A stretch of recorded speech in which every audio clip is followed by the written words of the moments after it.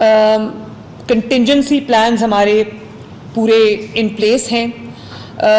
Mock exercises जो हैं, readiness exercises जो हैं वो मई 25 से शुरू हो चुकी हैं। तमाम डिस्ट्रिक्ट्स जो हैं वो अपनी मॉक एक्सरसाइजेज को कंटिन्यूड रखें। तमाम डिप्टी कमिश्नर्स भी अपनी मॉक एक्सरसाइजेज कंडक्ट कराएं और रेस्क्यू 1122 जो है वो अपनी जो मॉक एक्सरसाइजेज है उसको कंटिन्यूसली करे। वो अर्बन पॉन्डिंग के लिए भी, अर्बन फ्लडिंग के लिए भी, हीट वेव के लिए भी, और खुदा न खास्ता अगर फ्लड जो है वो आता है।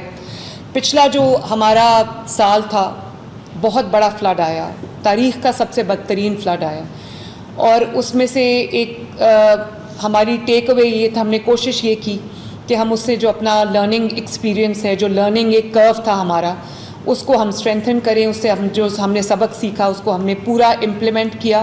चाहे वो प्रिपेयर्डनेस हो, रेस्क्यू 1122 को हमने स्ट्रेंथन किया, उनका जो इक्विपमेंट है उसको हमने अपग्रेड किया।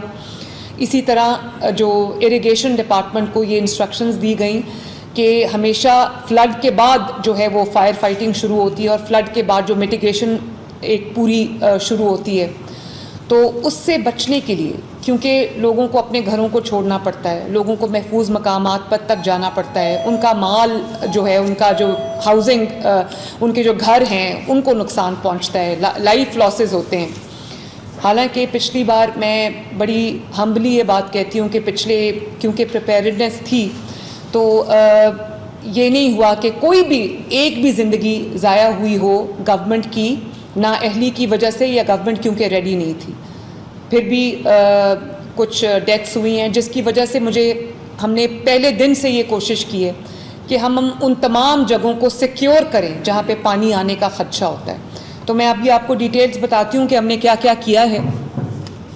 लेकिन हमारा जो सबसे पहले अगर हम आ जाएं कि हम अर्ली वार्निंग जो हमारे साइंस हैं, हमने मेट डिपार्टमेंट को और हमने अपने जो PDMA हैं उसको हमने, और तमाम डिस्ट्रिक्ट्स को मेरी हदायत मैं अभी आपके सामने भी दे रही हूँ कि अपने अपने जो आपका अर्ली वार्निंग साइंस हैं उनको रीड करें, अपने अर्ली वार्निंग सिस्टम्स को, अपने अलर्ट सिस्टम्स को रेडी करें, और ताकि आपके पास रिएक्शन टाइम हो, लोगों के पास, आवाम के पास रिएक्शन टाइम हो, टाइम पे जो है उनको पता हो कि उन्होंने वो किस चीज़ को वो फेस करने जा रहे हैं। जो रेस्क्यू 1122 है, पिछली दफ़ा भी फ्लड में उन्होंने बहुत अच्छा काम किया। उनके जो डॉक्टर रिजवान यहाँ पर मौजूद हैं, इन्होंने भी अब जो प्रिपेयर्डनेस का लेवल दिखाया है उसके लिए हमने पूरा साल काम किया। ये कोई अचानक जो है वो ये चीज़ सामने नहीं आ गई।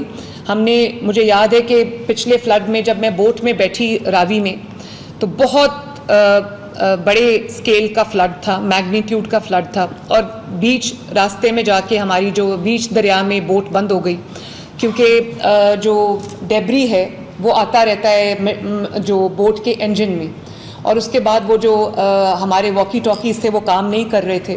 तो उससे मुझे ये अंदाज़ा हुआ कि आवाम को रेस्क्यू में क्या क्या तकलीफ़ात आ सकती हैं। और उसके बाद जब हमने देखा कि एक बोट जो है वो 5 से 6 लोगों को रेस्क्यू करती है, तो उसके लिए रेस्क्यू ऑपरेशंस बहुत प्रोलॉन्ग्ड हो जाते हैं और लोगों को तकलीफ़ का सामना करना पड़ता है, और लोग स्ट्रैंडेड रहते हैं, जिससे ज़िंदगियाँ जो है वो ख़तरे में आ जाती हैं, इंसानी ज़िंदगी भी ख़तरे में आ जाती है, जानवरों को, माल मवेशी को बचाना भी जो है वो मुश्किल हो जाता है।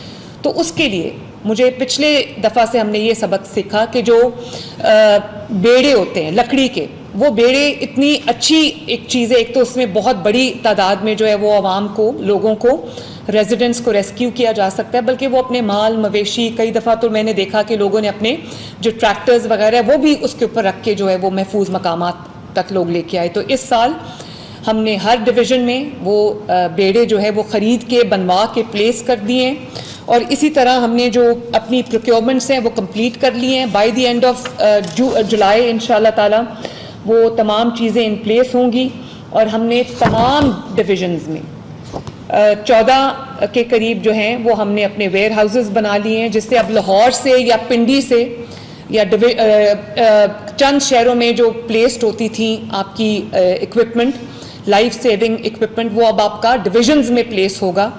14 मैं फिर बताती हूँ कि हमने वेयर हाउसेस बना दिए हैं जिसमें आपकी तमाम जो ज़रूरियात हैं इन एनी अर्जेंसी या इन एनी इमरजेंसी वो सारी प्लेस्ड होंगी।